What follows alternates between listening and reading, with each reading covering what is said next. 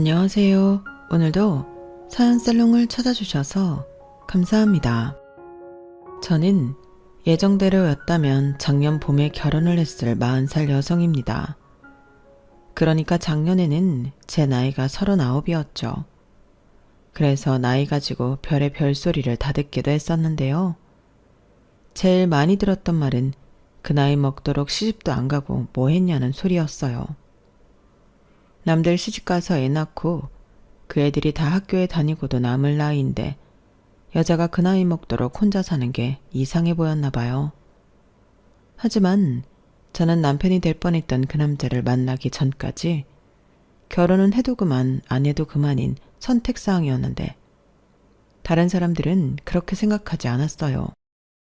일단 제가 시집을 못 갈 결정적인 하자가 있다고 생각했고 또 제가 유학도 다녀오고 대학원도 나와서 눈만 높아 남자를 못 만난다고 착각들을 하시는 듯 했어요.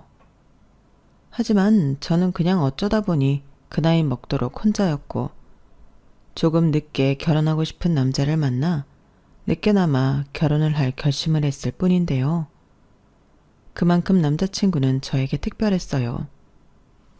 집신도 짝이 있다는 말이 맞기는 한 건지 제 마음에 쏙 드는 남자가 세상에 있긴 하더라고요. 그 남자와 저는 사내 동아리에서 처음 만났어요. 저희 회사가 특이하게 동아리를 만들 수 있었거든요. 그래서 복지 차원에서 자기 개발을 할 수 있게 일정 금액이 나오기도 했는데 안 쓰면 없어지는 거라서 저를 비롯한 직원들이 어떻게든 쓰려고 동아리를 만들었어요. 다만 동아리를 빙자한 사교 클럽이나 유흥을 즐기는 동아리는 허가가 나지 않았는데 그래서 주로 있던 게 운동 종류의 동아리와 독서, 영화 관련한 동아리였어요.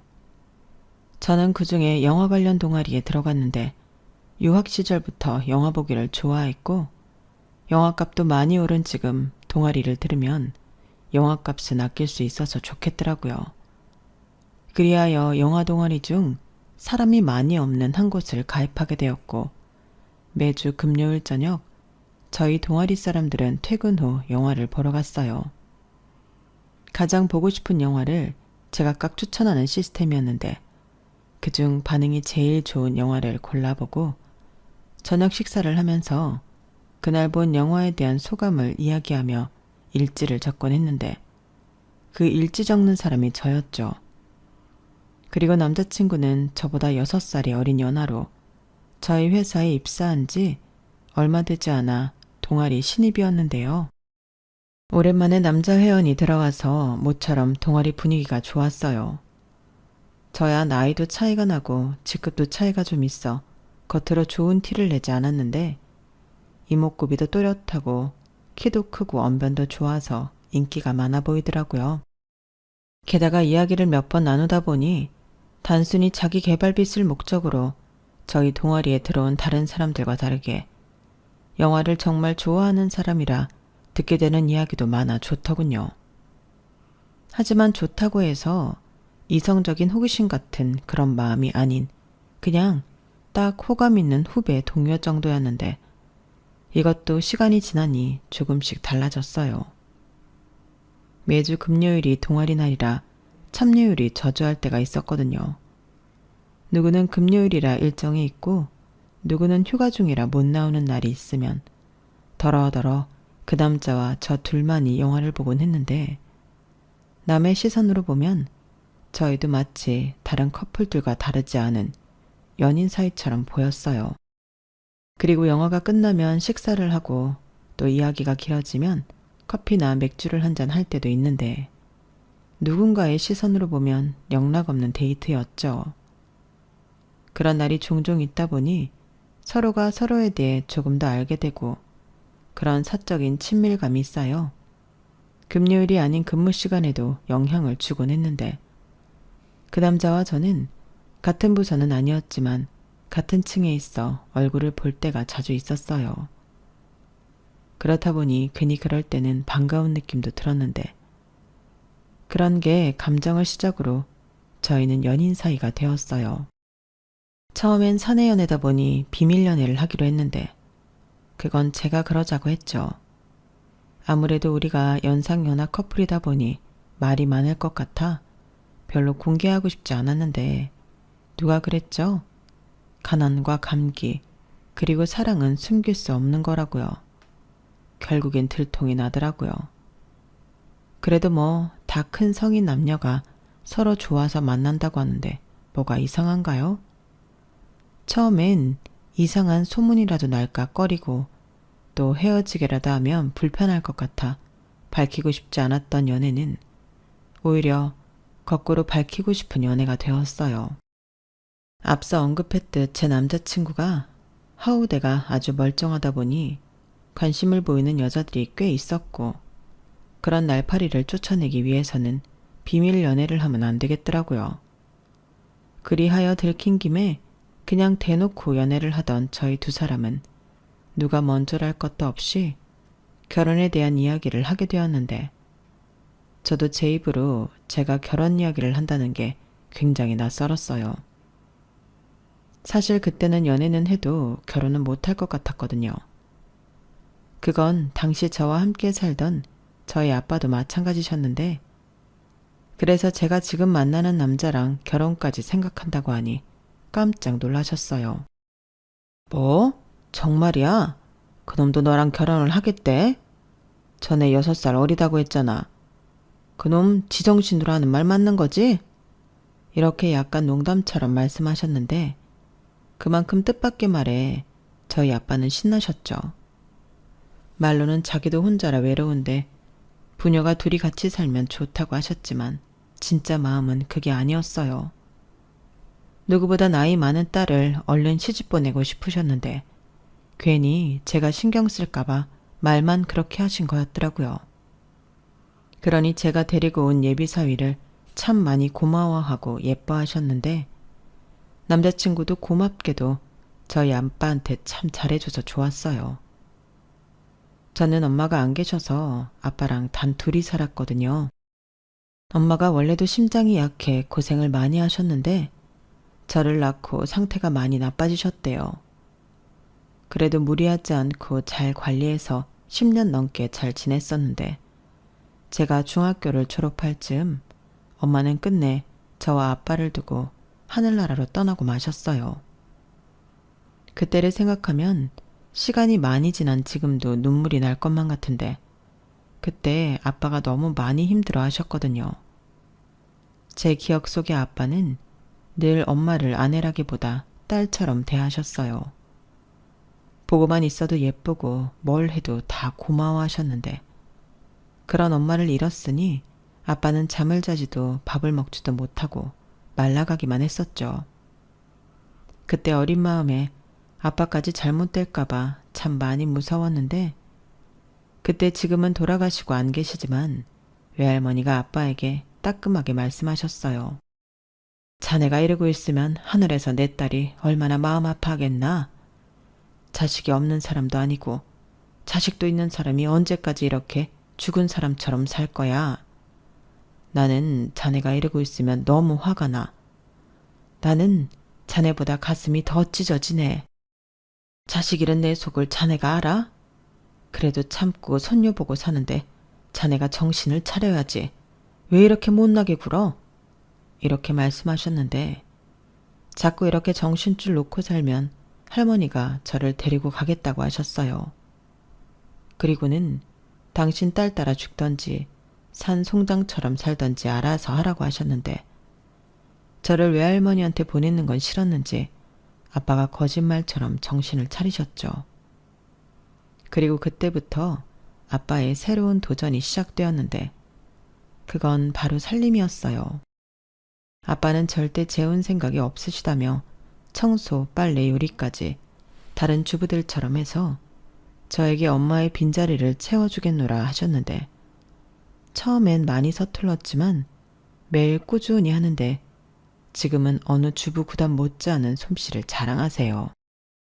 그리하여 덕분에 저는 딸이라는 이유로 엄마 대신 살림을 하는 일은 없었는데요. 지금 생각하면 저희 아빠라서 하는 말이 아니라 정말 대단하지 않나요? 요즘은 살림도 잘하고 요리도 잘하는 남자가 인기가 있는 세상이지만 그때는 남자가 살림을 한다고 하면 어디 할 짓이 없어서 여자들이라 하는 하찮은 짓을 하냐고 이상하게 보던 시절이었으니까요. 그런데 저희 아빠는 주변에서 그러든지 말든지 하나 신경 쓰지 않고 심지어 딸인 저에게도 일절 집안일을 하라고 하지 않으셨는데 그때마다 하신 말이 있었죠. 너는 하지 마. 이 다음에 크면 하기 싫어도 하고 살아야 해. 그러니까 아빠랑 살 동안은 쉬어. 이렇게 말씀을 하셨는데 당시에 아빠는 그 어린 딸이 이렇게 당신 곁에 오래 있을 거라고 생각하지 못하셨겠죠. 그런 아빠의 애틋한 사랑으로 저는 나이는 먹었어도 과일 껍질 하나 얇게 깎을 수 없는 노처녀가 되었는데 막상 결혼을 하려고 하니 그런 사소한 것들이 모두 흠이 되더군요. 뻔한 소리였죠. 어머어머? 너는 나이도 많은 게 어쩜 손이 야물지가 못하냐? 그 나이 먹도록 뭐 했어? 이래서 엄마 없이 자란 것들은 티가 나는 건데 아주 티가 팍팍 나네. 이런 말을 시어머니가 될 뻔했던 아주머니가 하셨는데 같은 말이라도 너무 기분 나쁜 거 있죠. 그러는 당신 딸도 할 줄 아는 거 하나도 없었는데 자기 딸 흠 있는 건 못 보고 남의 자식 흠만 열심히 찾던 아주머니셨어요. 제 결혼이 깨진 것도 바로 그 욕심 많던 아주머니 때문이었는데 세상엔 넓고 또라이는 많다는 말이 사실이더군요. 그 아주머니는 제가 본 사람 중에 가장 특이하고 별로인 사람이었거든요. 그리고 우리의 첫 만남은 그다지 유쾌하지 않았는데요. 사실 그때 제가 결혼을 한번 엎을 뻔하기도 했었죠. 왜냐하면 예비시댁에 처음 인사 갔을 때 예비 시어머니의 태도는 정말 말도 안 되는 무례함이었고 거기에 어이없게도 제 물건을 도난당했어요. 범인은 다름 아닌 예비 시어머니셨고요. 지금도 그때를 떠올리면 황당하다 못해 이상한 집구석임이 틀림없는데 사랑이 뭔지 저는 그저 놀라기만 했네요. 처음 예비시댁에 인사를 갔을 때 나름 신경을 많이 쓰잖아요. 예쁜 옷에 화장이나 머리도 신경 쓰고 그렇게 가게 된 시댁은 솔직히 좀 충격이었어요. 당시 남자친구는 따로 나와 살고 있었기에 남자친구가 사는 오피스텔은 종종 놀러를 갔었지만 본가는 처음이었어요. 그런데 본가가 아주 연식이 오래되어 보이는 빌라의 반지하였고 그것도 자가가 아닌 전세라고 하는데 말로는 남자친구 엄마 혼자 사는 집이니 주거 형태든 반지하든 옥탑이든 상관없다고 하셨어요. 오히려 당신은 밤에 일을 하고 아침에 들어와 잠을 자기 때문에 햇볕이 잘 안 드는 반지하가 더 좋다고 하기도 하셨는데 관리가 잘 안 된 반지하에 가보신 분은 아실 테지만 그 쾌쾌한 곰팡이 냄새 같은 것이 그 집에서 났어요. 그리고 그 집에서 예비 시어머니가 차려준 밥을 먹게 되었는데요.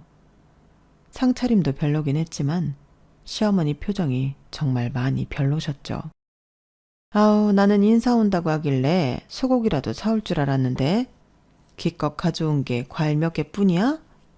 왜? 나는 소고기 먹을 줄 모를까봐? 엄마, 왜 초면부터 화를 내고 그래? 드시고 싶으면 말씀을 하면 되지. 그럼 사왔을 텐데. 너는 그런 걸 꼭 말을 해야 하냐? 아니, 그것도 그래. 어차피 결혼하고 싶어 왔을 테니 그냥 다 얘기하자면 나 사는 꼴이 이런데 여기 와서 밥을 먹고 싶어? 어디 근사한 데라도 예약을 하고 밥이라도 좋은 걸로 사야지.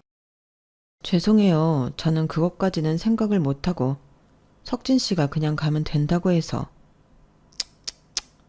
듣자 하니 나이도 우리 아들보다 훨씬 많던데 그렇게 생각이 없어?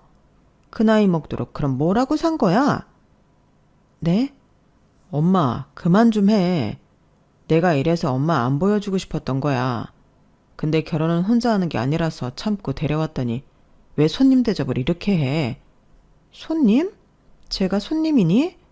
여기서 나한테 잘 보여야 할 사람이 누구야? 그리고 말이 나왔으니 하는 말인데 여자가 그 나이 먹도록 왜 시집을 못 갔을까? 무슨 문제 있는 거 아니니? 엄마, 정말 안 되겠다. 자기야 일어나. 괜히 데리고 왔네. 문제가 있지도 않지만 문제가 있어도 이런 나보다 더 심한 문제가 있겠어? 이런 행동들이 아들 창피하게 만드는 걸 왜 몰라? 뭐야 이놈아? 내가 너 혼자 키우느라 얼마나 쇠가 빠졌는데 그런 배은망덕한 말을 해. 너 대학 보내고 너 지금 사는 오피스텔 보증금도 반은 내가 냈어. 그거 내가 다 갚았잖아. 엄마가 뭐 그냥 빌려줬어? 이자까지 쳐서 빌려준 거잖아. 그리고 그거 핑계로 지금까지 나한테 생활비 50만 원씩 따박따박 받고 계시고. 아, 누가 들으면 50만 원이 500만 원인 줄 알겠다. 다들 자기 부모한테 그 정도는 하고 사는 거야.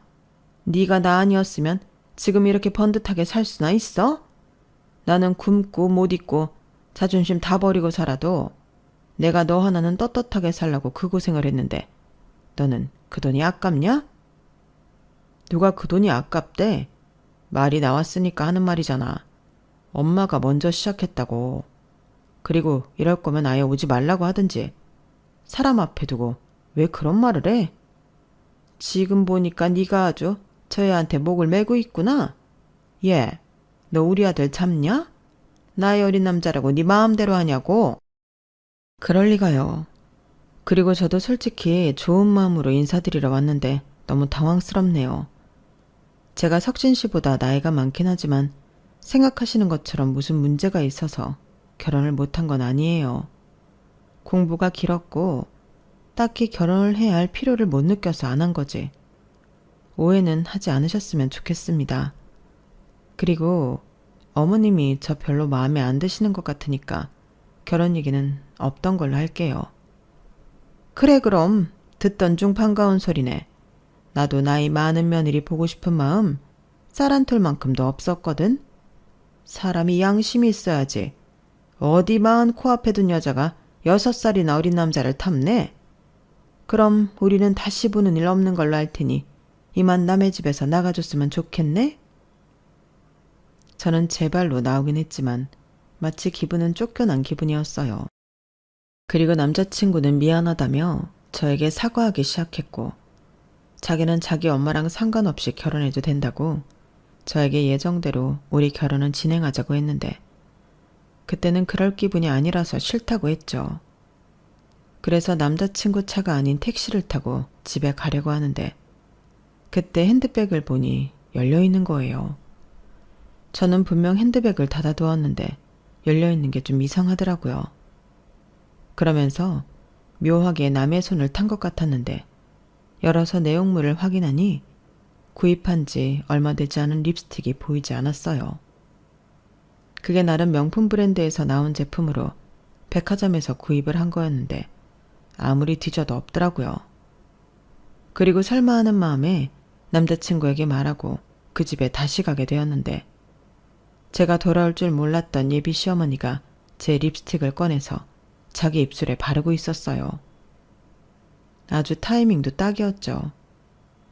남자친구는 한숨을 쉬었고 저는 제 것이 아니냐고 추궁했는데 그 아주머니는 조금 당황하더니 바닥에 굴러다녀 주웠을 뿐이라고 저더러 자기 물건도 하나 못 챙기냐고 나이가 아깝다는 등 저를 칠칠 맞다고 구박을 하시더군요. 그때 태도 역시 어찌나 뻔뻔하시던지 이런 집에 엮이면 평생 후회하지 싶어 뒤도 돌아보지 않고 나왔는데요. 남자친구랑도 헤어지자고 말했어요. 하지만 사내 연애의 나쁜 점은 계속 얼굴을 봐야 한다는 거였는데 정말 곤란하기 짝이 없었죠. 그에 반면 저와 생각이 같지 않았던 남자친구는 매일이 저를 잡을 수 있는 기회였는데 그래도 그때 당시는 남자친구와 결혼하면 안 되겠다는 생각이 확고했어요. 그래서 남자친구의 끈질긴 매달림에도 눈 하나 깜짝하지 않았는데 사실은 마음이 좋지 않았어요. 남자친구 집이 원래 힘들다는 건 연애하면서 이미 알고 있었고 남자친구도 사람이 괜찮고 저랑 잘 맞아 조건 같은 건 신경을 쓸 생각이 없었는데 100% 그 남자 엄마 때문에 결혼을 없는 거라 저도 마음이 불편하더라고요. 그리고 남자친구 말로는 자기가 엄마랑 연을 끊고 고아처럼 지내도 된다고 했는데요. 그게 말이 쉽지 천륜인데 아무리 남자친구 마음이 그렇다고 한들 그게 가능할 것 같진 않았어요. 그런데 제가 아무리 노력해도 마음을 바꿀 것 같지 않자 남자친구는 그 후로 술만 마시며 지내는 듯 했는데 가끔 보는 얼굴도 말이 아니었어요. 들리는 소리에 회의만 하면 업무가 제대로 이루어지지 않아 공개적으로 망신을 당하기도 한다고 했는데 그것도 그냥 넘길 수가 없더라고요. 멀쩡했던 한 사람이 망가지는 걸 본다는 게 쉽지 않았어요. 어찌됐든 제가 신경 쓰는 사람이다 보니 마음을 쓰지 않을 수가 없었죠. 그리고 나중엔 회사도 그만둔다 어쩐다 하는 소리까지 들으니 보다 못한 저는 그 남자에게 만나자고 해서 왜 그러냐고 여자랑 헤어지면 인생이 끝난 거냐고 화를 내기도 했는데요. 그 남자가 그러더군요. 자기랑 헤어지면 내 인생은 끝인 게 맞지. 이렇게 말하는데 심장이 쿵 하고 내려앉는 것 같았어요. 아마도 제 안에 미련이 남아있어 그랬던 걸 텐데 더 이상 저도 제 마음을 숨길 수가 없더라고요. 분명 저 남자랑 결혼하면 시어머니라는 적과 평생을 싸워야 할지도 모르는 일인데 제가 또 마음먹으면 지고 사는 성격은 아니라서 남자친구 믿고 한번 해볼까 하는 그런 어리석은 생각을 하게 되었어요. 결국 저는 남자친구와 다시 만나게 되었고 이번에는 남자친구가 중간에서 자기 엄마 단속을 하겠다고 나섰는데 그게 꽤 효과가 있더군요. 참고로 저희 집은 아빠와 저 둘이 살지만 꽤나 경제적으로 여유가 있었어요. 아빠가 유통업 사업을 크게 하시는데 친가도 외가도 다 어느 정도 재산이 있어서 저는 감사하게도 늘 유복하게 자랄 수 있었죠. 제가 친가 외가 유일한 소녀였거든요. 좀 특이한 케이스였기 때문에 엄마는 계시지 않았어도 사랑을 많이 받고 자랐는데 남자친구도 아버지가 없는 건 마찬가지였지만 저와 반대되는 생활을 해온 듯 했어요. 남자친구의 부모님은 이혼을 하셨는데 아버지가 여동생을 데리고 가셨고 자기는 엄마를 따라 왔다고 하더라고요. 보통은 반대인 경우가 많을 텐데 어머니와 여동생이 그걸 원했다고 했어요. 남자친구 말로는 여동생이 엄마를 무척 싫어했다고 했거든요. 그리고 남자친구 엄마는 나이가 조금이라도 더 많은 자식을 데리고 살아야 그 자식 덕을 볼 수 있다고 생각한 듯 보였는데 가만 보니 남자친구는 싫다고 하면서도 자기 엄마가 억지를 부리고 고집을 부리면 끝내 그걸 전부 들어주더군요. 그리고 그런 태도 때문에 저랑도 파혼하게 되었는데요. 끝내 파혼할 줄 알았다면 그때 마음을 더 꽉 잡고 헤어질 것을 저 역시 후회를 많이 했답니다. 그래도 어쩌나요? 남녀 사이의 감정이라는 게 그렇게 바닥을 쳐야 미련이 남지 않는걸요.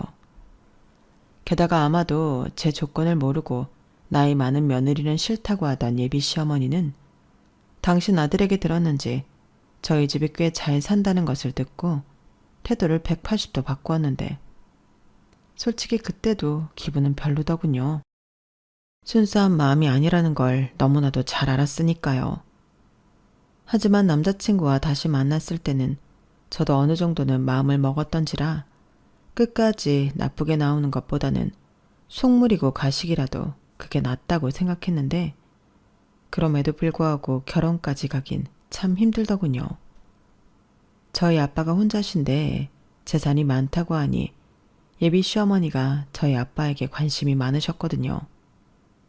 그런데 말이지, 아빠는 채운 생각이 없으신 건가? 재산도 많고 돈도 많이 벌면 주변에서 좋다고 하는 여자들 많았을 텐데. 아니 뭐 나는 그냥 궁금해서 물어보는 거야. 이렇게 저희 결혼보다는 저희 아빠 사생활에 더 관심이 있어 보였는데 그럴 때면 남자친구가 옆에서 엄마 주책 좀 그만 떨어. 설마 딴 마음이 있는 거 아니지? 나랑 지원이 결혼해. 그럼 두 사람은 사돈지간이라고. 이렇게 자기 엄마 단속을 했는데요. 저도 이상한 의심은 들긴 했지만 워낙 저희 아빠가 여자라든가 재혼에는 관심이 없으셨어요. 저희 아빠도 상견례 때 시어머니를 보고 특이한 성격이라고 좀 버거워하셨거든요. 하지만 사위될 남자친구를 생각해 결혼을 허락하셨고 저희 두 사람의 결혼에도 어느 정도 지원을 해주고 싶어 하셨는데 저는 솔직히 아빠의 지원을 바라지 않았어요. 제 나이가 몇인데 손까지 벌리면서 시집을 가고 싶지 않았거든요. 막말로 남자친구 사는 오피스텔에서 신혼살림을 시작해도 저는 상관없었고 제가 모은 돈과 남자친구 오피스텔 보증금, 거기에 남자친구가 모은 돈까지 합치면 우리 두 사람 결혼하고 지낼 곳 마련하지 못할까 그런 생각이 있었죠. 다행히 남자친구도 제 생각을 듣고 그러자고 했는데 아니나 다를까 역시 예비 시어머니 생각은 다르더군요. 뭐야? 그럼 그 오피스텔 보증금을 네가 갖다 쓰겠다고? 왜? 그 돈은 내 돈이잖아. 그게 왜 네 돈이야? 내가 절반 가까이 해줬는데 거기에 내 지분도 있는 거야? 엄마, 내가 그 돈 다 갚았잖아. 무슨 소리야? 몰라. 그래도 그 돈은 내 돈이야. 엄마도 뭐 언제까지 반지하에 사니? 엄마도 햇빛 들어오는 집에 살고 싶어. 너 장가 가면 나 이사하려고 계획 다 세워놨는데 네가 그 돈을 챙기면 어쩌니? 그리고 지원이 너도 그래. 네 아버지가 뭐 안 해주신대? 돈도 많은 양반이 하나밖에 없는 늙은 딸을 그냥 시집 보낸다고? 어머니, 말씀 좀. 그리고 어머니 말처럼 제가 나이도 어리지 않은데 왜 아빠한테 손을 벌리겠어요? 결혼은 저희 두 사람이 하는 거니 저희가 알아서 하는 게 맞죠. 하이고, 호강에 겨워 요강에 똥 싸지. 준다는 걸 마다하는 바보가 어딨니? 지금이라도 마음 바뀌었다고 달라고 해. 나 그 보증금 진짜 필요하다. 빚도 좀 갚아야 하고. 그 돈 없으면 곤란하단 말이야. 엄마가 무슨 빚이 있어. 엄마 또 나 몰래 화투 쳤어? 시끄러워. 화투는 취미야. 그게 아니고 그냥 야금야금 소액대출을 받았더니 그게 요즘 시끄러워.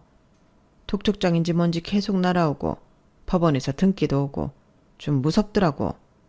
그러니 네가 네 오피스텔 보증금 통째로 주고 장가를 가든지 엄마 살 길 만들어줘. 엄마! 아니다. 내가 전에 생각은 좀 해봤거든. 지원이 너 사는 집이 평수가 좀 크다며. 맞지? 한 50평 된다고 했나? 네? 네. 근데 그 이야기를 왜 갑자기 하세요? 왜긴 혼자 그 넓은 집에 네 아버지가 사는 거잖아. 넌 그게 안 이상하니? 이참에 그럼 내가 거기 들어가 사는 건 어떠니? 서로 외로운 사람끼리 의지하고 친구도 하고. 뭐라고요? 엄마 지금 제정신으로 하는 말 아니지? 어딜 간다는 거야? 왜? 내가 뭐 이상한 말 했어? 너 보증금 필요하지. 나도 돈이 필요하지. 그리고 사돈은 혼잔데 혼자 넓은 집에서 살잖아. 그냥 한 집에 살면 니들도 왔다 갔다 할 것 없이 좋고. 지원이 너는 내가 네 아버지 챙기니까 좋지. 따지고 보면 나쁠 게 하나도 없는데 왜 나한테 뭐라고 해?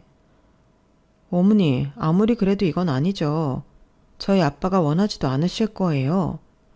그거야 네가 잘 말씀드리면 되지. 남는 방 있을 거 아니야. 내가 아는데 남자는 나이 먹을수록 옆에 누가 있어야 한다. 호랍이 티나는 거 순식간이야. 어머니! 저는 예비 시어머니의 말에 경악하고 말았어요. 예비 남편인 남자친구 역시 마찬가지였는데 어떻게 성별이 같은 것도 아닌데 혼자 있는 바깥 사돈 집에 들어가 사시겠다는 건지 그 발상이 기괴하더라고요. 그리고 당연히 불쾌했는데요.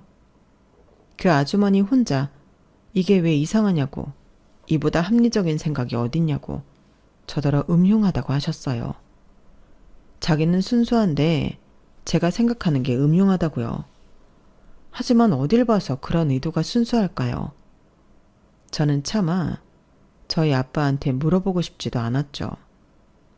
그러자가 아주머니는 자기는 무조건 이사와 당신 앞에 딸린 빚을 해결해야 한다며 당신이 저희 친정에 들어가 사는 게 싫으면 저희 능력으로 당신의 요구사항을 들어달라고 하시더군요. 저는 그때 그냥 마음의 문을 닫기로 했습니다. 그렇게까지 해서 결혼하고 싶진 않았거든요. 그런데 제 앞에서는 저처럼 완강하게 자기 엄마한테 뭐라고 했던 남자친구는 저에게 자기가 사는 오피스텔 보증금을 자기 엄마한테 주고 우리가 친정에 들어가 저희 아빠와 같이 사는 게 어떻겠냐고 하는데 이건 또 무슨 망언인가 싶었어요. 제가 왜 결혼해서 남편까지 달고 친정에서 살아야 하죠? 그래서 그때 아무리 생각해도 우리는 결혼하면 안 될 것 같다고 이야기를 했어요. 다행히도 그때는 결혼 날짜는 잡았어도 식장 예약이나 집 계약 같은 건 하기 전이라 파혼을 한다고 해도 금전적인 손해를 볼 게 없었는데 지금이 아니면 안 되겠다는 생각이 들었죠.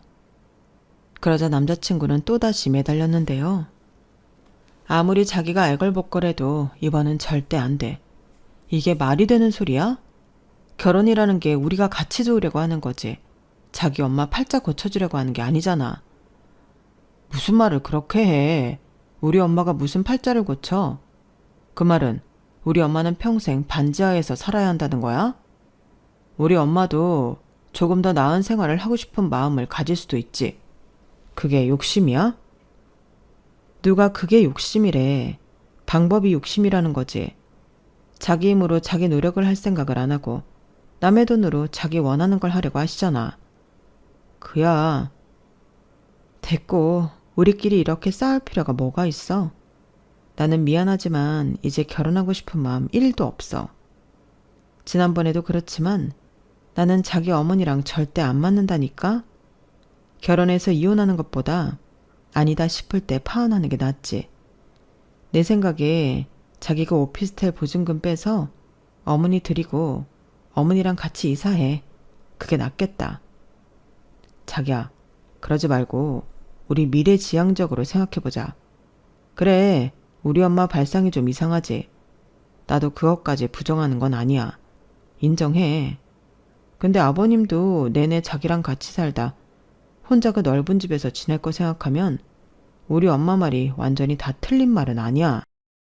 그렇다고 사돈인 우리 엄마가 들어가 사는 것도 말이 안 되지만 그러니까 우리가 들어가 살자고. 내가 아들 노릇 잘할게. 아버님이랑 주말에 등산도 하고 목욕탕도 가고 낚시도 가고 아버님이 아들 하나 있었으면 좋았겠다고 전에 말씀하셨단 말이야.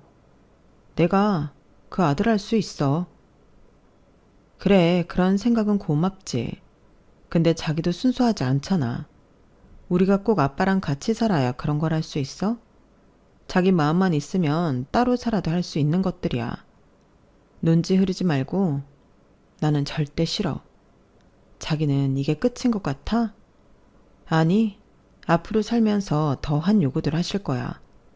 그럼 그때마다 기함하고 싸워? 나는 싫다. 내가 싫다는데 어쩔 수 없는 거잖아. 자기야, 제발. 이제 와서 이러면 나는 어떡해. 나는 자기랑 결혼하고 싶단 말이야. 내 마음을 그렇게 몰라? 일단은 우리 엄마가 원하는 대로 해주고 내가 가운데서 선 그을게. 그러면 되잖아. 아니, 미안하지만 이제 못 믿겠어. 전에 내가 헤어지자고 했을 때 자기가 그랬지. 엄마랑 영 끊겠다고. 근데 이게 영 끊은 거야? 그래, 나도 이해는 했어. 부모 자식 간인데 그게 쉽냐고. 근데 지금 가운데서 선을 긋겠다고? 다더러 그걸 믿으라는 거야? 그때도 결국엔 어머니 원하는 대로 해드리자고 할 거야. 나는 예상되는 문제를 안고 멍청하게 희망만으로 자기랑 결혼할 수 없어. 저는 그때부터는 제가 마음을 단단히 먹어야 한다고 생각했어요. 조금이라도 틈을 보이면 남자친구가 가능성이 있다고 늘어질 것 같아 더 단호한 모습을 보이려 했는데요. 그래서 회사부터 옮기기로 마음먹었죠. 사실 한참 전부터 학교 선배가 오라고 하는 회사가 있었거든요. 지금 다니는 말도 안 되게 작은 회사지만 선배가 차린 회사는 비전이 저와 맞았고 제 생각에 발전 가능성도 많았어요. 하지만 선배 회사는 규모가 작다 보니 제가 다니고 있던 회사보다 위험 리스크가 많아 망설였는데 그때는 상황이 달랐죠. 그때 제 심정이 회사를 옮겨 정신없이 일에 빠져 살고 싶은 마음이 있었거든요. 게다가 혹시라도 선배 회사가 망한다고 해도 다시 재취업할 수 있는 자신감이 있었는데요. 그렇게 저는 선배에게 지금이라도 갈 수 있는지 연락을 했죠. 그러자 선배는 제 말에 반가워하며 당장이라도 오라고 했는데 제가 망설이는 사이에도 눈에 띄게 성장을 한 선배의 회사는 제가 먼저 제시하지도 않았는데 제 연봉을 지금 연봉이랑 맞춰주겠다고 먼저 제안했어요. 고마웠죠. 아무래도 일이라는 게 돈 벌자고 하는 건데 연봉도 중요하잖아요. 그래서 미련 없이 회사에 사직서를 냈고 저는 제 후임에게 인수인계를 신속하게 했어요. 하루라도 빨리 헤어진 남자친구를 안 보고 싶었거든요. 그리고 일부러 새벽같이 출근해서 오후 늦게 퇴근하며 그 남자랑 마주치지 않으려 노력했는데 그 남자도 그런 제 의도를 모르지 않는 것 같더군요. 처음에는 일부러 찾아와 사람을 곤란하게 하더니 제가 전과는 다르게 눈길도 주지 않고 무시를 하니 보는 눈도 있고 단념하는 것 같았어요. 그래서 그 기회를 놓칠세라 회사를 옮겼는데 속이 어찌나 후련하던지 이전과는 확연하게 달랐어요. 전에는 피하면서도 내내 마음이 좋지 않고 그 남자가 신경이 쓰이더니 그땐 아니었어요. 그리고 정말 정신없이 일만 했는데 회사가 작으니 일당 100이라고 제가 한 10사람 몫을 하는 것 같더라고요. 오죽하면 제가 선배에게 대표님, 이거 나 연봉 다시 책정해야 하는 거 아니에요? 전에 회사에서는 이렇게 바쁘지 않았는데? 라며 농담 반 진담 반 장난을 치기도 했는데 솔직히 좋았어요. 일이 많아도 재미있고 또 그게 회사의 즉각적인 성장에 도움이 되니 보람도 있어 좋았는데 지금은 작년에 비해 연봉도 더 받고 있네요. 선배이자 대표님 말로는 고마워서 더 주고 싶었다나요? 저야 고맙죠. 그리고 받은 만큼 해야 하기에 지금은 내 회사인 듯 정말 열일을 하고 있는데 당분간은 남자라느니 연애라느니 딴 생각하지 말고 일만 할 생각입니다. 저희 아빠는 제가 파혼의 상처 때문에 그러는 줄 알고 있지만 그건 아니에요. 다시금 결혼하고 싶은 그런 상대를 만난다면 그땐 다시 결혼에 대한 생각도 해볼 건데 아마도 가까운 시일은 아닐 것 같다는 거죠. 그렇잖아요. 사람에 대한 신뢰가 어느 정도 회복돼야 가능한 일이니 저는 당분간은 제가 하고 싶은 거 마음껏 하고 나이에 굴하지 않고 멋진 솔로 생활을 살아가고 싶습니다. 사실 이것도 누군가가 나타나 결혼을 한다면 다시는 못할 아쉬운 시간이잖아요. 그러니 파혼을 너무 나쁘게 생각하지 않고 당연해서 잊고 있던 지금의 행복을 많이 느끼고 싶습니다. 인생은 한 번인데 무조건 행복해야 하잖아요. 그럼 여러분들의 인생도 늘 행복하길 바라는 마음으로 제 파혼 사연은 마치도록 하겠습니다. 지금까지 제 이야기 귀담아 들어주셔서 감사해요. 여러분의 가정과 인생에 늘 좋은 일만 가득하길 바라겠습니다. 안녕히 계세요. 여러분, 사연 댓글에 응원과 현명한 조언 부탁드려요. 좋아요와 구독은 저에게 큰 힘이 됩니다. 오늘도 좋은 일 가득하세요.